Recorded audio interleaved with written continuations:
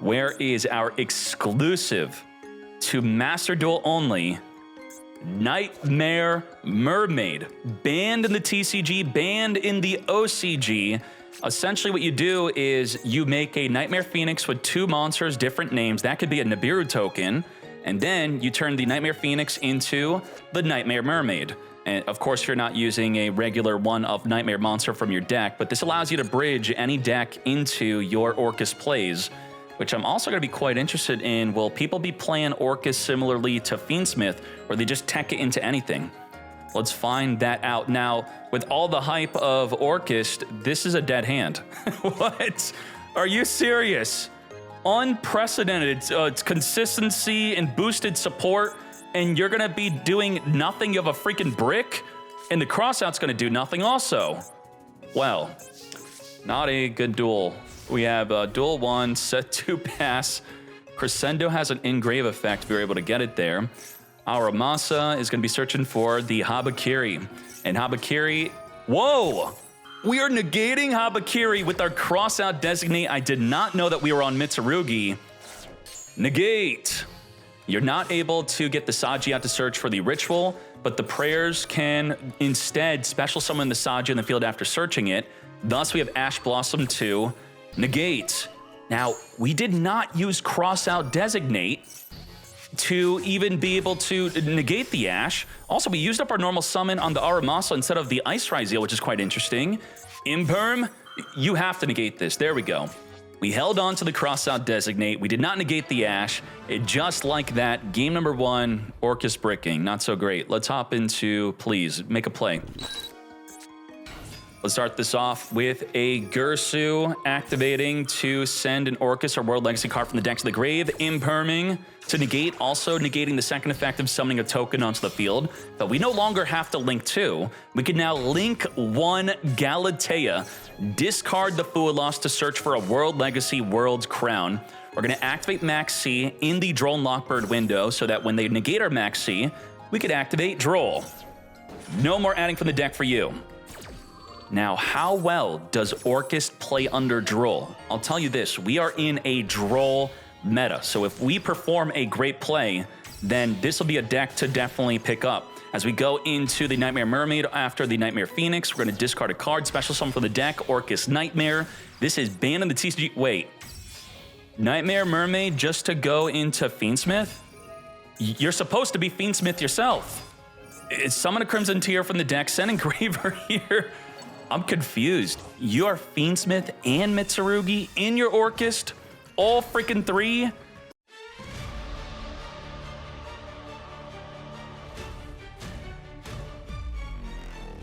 Now, what's interesting about this, spell trap card or monster effects activate while you control an Orcust link, and now the link 1 is the Orcust link to fulfill the trap while still being able to make Dingirsu plays. Dingirsu is going to attach a banished card on summon 5800. Very nice. Omni negates, negate 2 special summons, imperm negates, Quadra Disruption. We maybe play Fiendsmith in Paradise. That's a maybe 5th form of disruption. Negate the normal summon Sword Ryzeal, and you know that they are desperate. This is huge for us.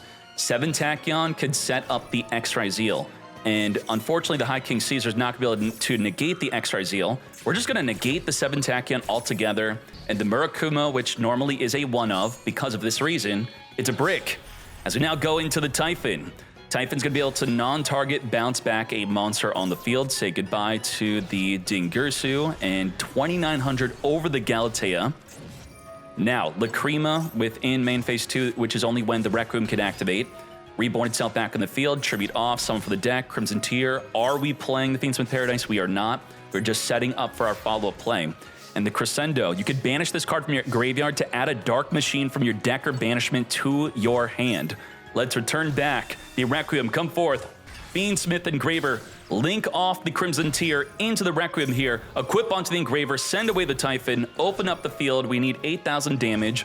Simple Skeleton, reborning back the Galatea Link 2, return back the banished Gursu, set up the Orchestrated Babel field spell. We're now going to use the Galatea Link 1, reborn itself back from the field, banishing the Crescendo. We're going to be adding the World Legacy World's Crown. As we further go into the long Gursu, With the long, we now have the World's Crown right under it. Not enough for lethal damage. When a monster on the field that was special summon activates its effect, you are going to be able to negate the activation. We now have the Enling Gursu in main phase 2. This has the ability to non-target take control of a monster, as we have an Omni Negate with the Crescendo, negate a special summon effect on the field, and negate 2 special summons. Crescendo negates the once per duel effect of the Habakiri and banish it from the hand here. Orcust has some plays. Orcust Fiendsmith. Mitsurugi Prayers, tribute off. Now, I would, if you plan on activating Mitsurugi Prayers, I would say you try to use it in the draw phase, especially you have a Droll in your own hand. So you got to be thinking, what if they have Droll, if you don't want to get Drolled? Special summon the Saji, and then this would be on the, like, we'd get super clapped here. On the higher chain link, we'd Droll Knockbird, and they wouldn't be able to add from either of these effects, where otherwise they would be able to in the draw phase. And you could have your dual settings to ensure that you are never accidentally outside your draw phase. This is a quick effect card we activated. Searching for the Aramasa. We have the Mitsurugi Ritual. Aramasa on summon's going to be searching for the Murakumo. And before they potentially rank 4 Xyz, we're going to hit them with the double Fool Loss. As soon as we rank 4 Xyz, we could hit them with the Droll. Now, Mitsurugi Ritual could summon the Murakumo from the hand, and it's not going to result in a draw under the Fool Loss. From the hand, tributing off the Habakiri from the deck. We set and pass just like that. Now, with the Mitsurugi Purification, the opponent does anything, we could tribute off the Murakumo to negate, and then we could reborn it back onto the field to then non-target wipe away the entire opposing field. Now, you can only use one of this effect per turn and only once that turn, so it does have the additional effect of reborning a monster from the grave. So imperm, negate, and our timing on being able to destroy the field is probably going to be mistimed here. But still, if they activate anything that we don't like, we're going to force them to discard. We also Droll and Lockbird them. After they add a Fiendsmith Sanct and not a track to further help play around a Droll and Lockbird, as we're going to force them to discard for the resolution of the Mitsurugi Prayers. Discard, now it's not going to be negated as we add the Saji from the deck. The Sanct is going to summon a token onto the field. So that's the great question you may have is why play Sanct to counter Droll? Requiem jumping off the field into the Crimson Tier. Engraver is going to be returning another copy from Engrave to Reborn. At any moment, we could negate by tributing off the Murakumo. Let's equip as the Engraver is now going to attempt to send the Murakumo. Now, the other reptile monsters we have on the field are protecting us from destruction only. Negate, and now trigger the Murakumo from Engrave. Murakumo is not triggered. We're under Droll. No, we Drolled ourselves. Our own Droll stopped us from even reborning. Now, you could be thinking, how about I don't search? Can I just summon? Please, just let me reborn this. Well, the effect is you can add, then you can special summon.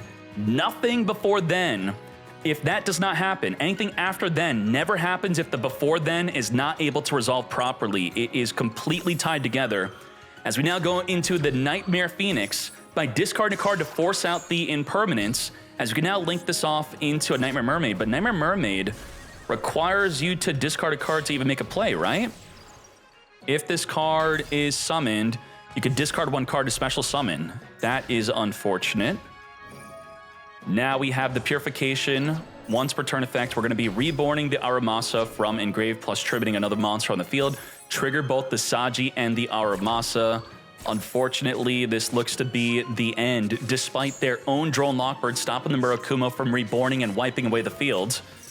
The once per... Didn't we negate? We negated the activation of a once per duel effect. Thus, we were able to activate it again. Wait, did we? Once? No, that was another duel. That was another duel. We did not negate. It says you can only use it once. Yeah, that is not true. So we just did not even activate it. So I was reading it. It says you can only use it. Come to us, prayers, as we now wipe away non-target the Nightmare Mermaid. We do have a Fiendsmith Sanct that could just summon a token on the field. That's not going to really be doing anything. In Grave, we do have the Crimson Tier to reborn the Requiem here. Not sure how good that's going to be. As we search for an X-Ray Zeal. X-Ray Zeal does not search the deck if they have a non-level 4, rank 4 in the field. As we now make the Rai Zeal Detonator, attach the Aggregator from here. Special summon the node, 10,000 damage.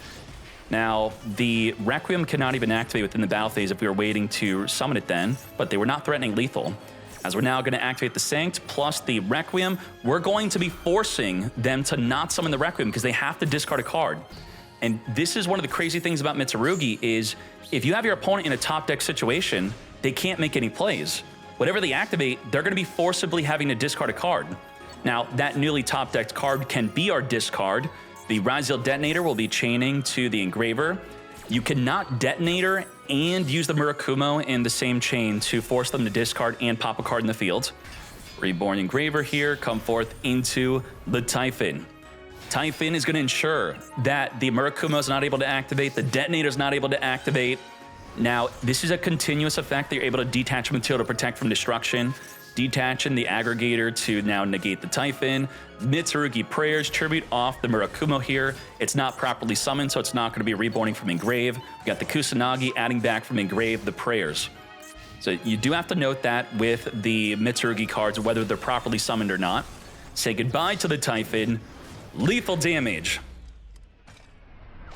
A big thing I'm going to be trying to analyze today is how good is Nightmare Mermaid? It's not available in TCG, not in OCG. We are the ones that needs to showcase its true power. Begin. Now, we have seen Orcust being played with Mitsurugi and Fiendsmith. I'm not sure if Boda is doing that. As we Nightmare Pain, activate to pop the Spirit of Yubel, searching for the D Lotus, trigger the Spirit of Yubel to summon from the deck. Max C, draw per summon, negate.